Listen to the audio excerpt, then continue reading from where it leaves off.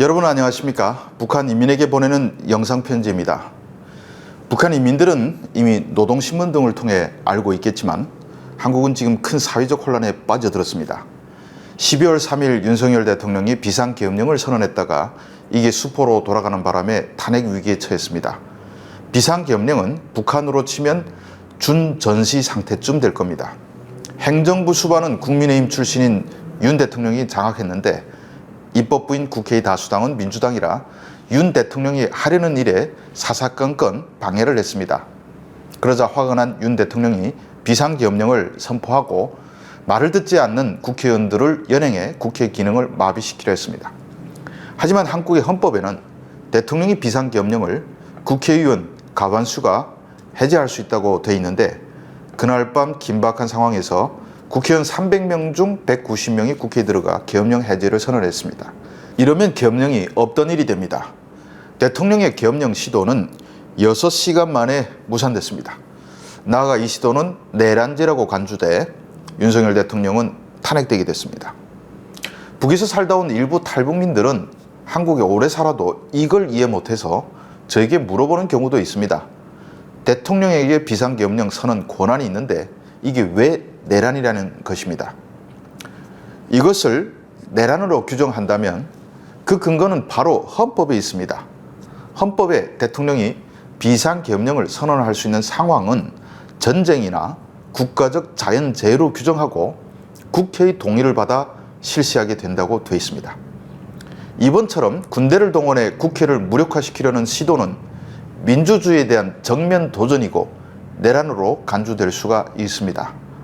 국회는 헌법에 의해 설치된 국가기관이고 국민의 민의가 모아지는 곳인데 이걸 군대를 동원해 무력화하려 했다면 내란이라고 할 수 있고 아무리 대통령이라고 해도 대한민국은 법을 위반하면 처벌을 피할 수가 없습니다. 물론 이것이 내란인지 아닌지는 앞으로 법적으로 소송을 통해 판가름될 것입니다. 한국에 와서 제가 새로 공부해야 했던 것이 바로 법치주의와 삼권 분립의 개념입니다. 법 앞에서는 누구도 예외가 없고 평등하다는 것이 바로 법치주의의 핵심입니다. 아무리 권력이 많고 돈이 많아도 법을 지키지 않으면 처벌을 받습니다. 삼권 분립은 국가의 권력을 입법, 사법, 행정의 3권으로 분리하여 서로 견제하게 함으로써 권력의 남용을 막고 국민의 권리와 자유를 보장하는 국가 조직의 원리입니다. 입법부가 국회이고 사법부가 대법원과 헌법재판소 등 법을 집행하는 기관이고 행정부가 대통령을 수장으로 하는 총리, 장관 등으로 구성된 정부 부처입니다.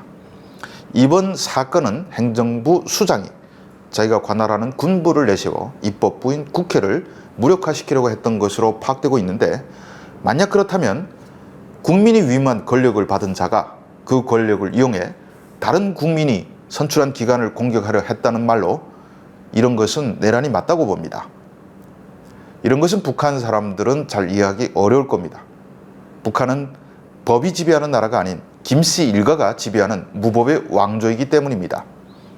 한국의 헌법 제1조는 대한민국은 민주공화국이다.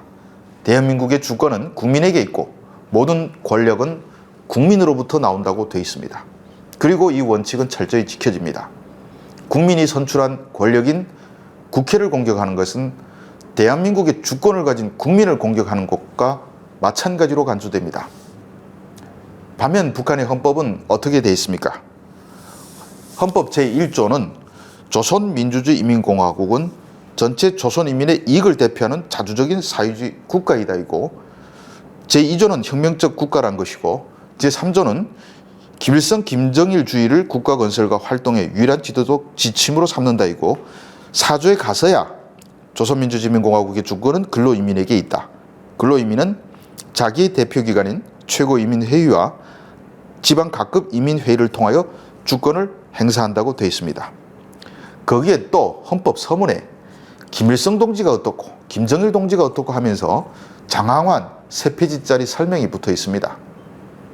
주권이 근로인민에게 있다는 구조를 보려면 김일성과 김정일 이름을 100번쯤 본 뒤에 가능합니다.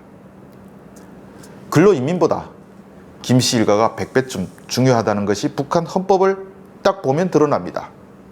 또 북한 헌법을 요약하면 주권은 인민에게 있지만 김일성, 김정일 주의를 위반할 수는 없다가 핵심입니다. 제 눈에는 그게 너희는 돼지이고 돼지는 주인이 세운 규율에 복종해야 한다고 읽힙니다. 말이 안 되는 얘기입니다. 주권자인 인민이 원하면 무엇이든 해야 되는 것이 민주주의의 핵심입니다. 인민이 원하면 김정은도 돼지가 돼야 하는 것이 바로 민주주의입니다. 북한은 그 반대입니다. 김정은이 원하기 때문에 북한 인민은 돼지가 돼야 합니다. 그게 법입니까? 통치령이죠. 예전에는 북한 헌법 1조와 2조가 우리나라는 민주주의인민공화국이고 주권은 인민에게 있다고 적시되어 있었지만 김정은 시대 바뀐 헌법은 이것도 귀찮은지 다 빼거나 뒤로 미뤘습니다. 물론 북한 헌법을 운운하는 것은 한심한 일일 수가 있습니다. 북한 사람들 중에 헌법을 들여다보는 사람도 없고 그게 지켜진다고 보는 사람도 없습니다. 제가 헌법 어쩌고 하면 아이고 헌법을 운운하는 머저리가 다 있냐고 혀를 찰 겁니다. 그건 정말이지 시간 낭비에 불과하기 때문입니다. 주권의 행사기구라는 최고인민회의 대의원은 철저히 노동당이 선출한 사람만 되고 반대 투표를 할 수도 없습니다. 허수아비 대의원보다 노동당, 보위부, 안전부, 행정위원회 간부가 훨씬 높으니 대의원은 권력도 인기도 없습니다.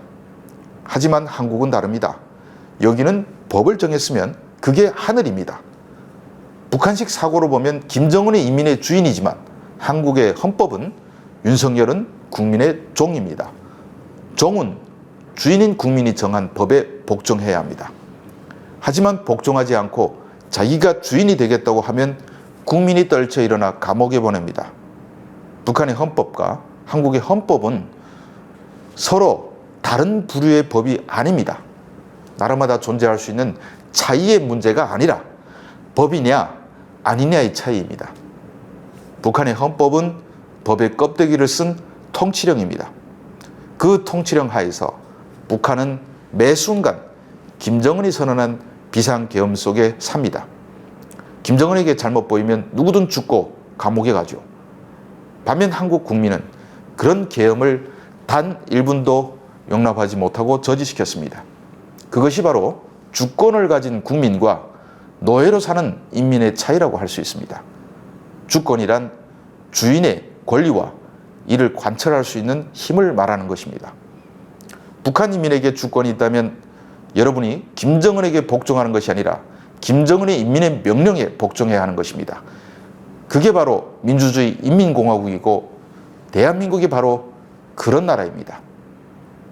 지금은 노예의 삶을 살지만 언젠가는 북한 인민도 김정은 체제를 끝장내고 진정한 주권을 가진 인민으로 사는 날이 반드시 올 것입니다. 그것은 역사의 정의입니다. 시청해 주셔서 감사합니다.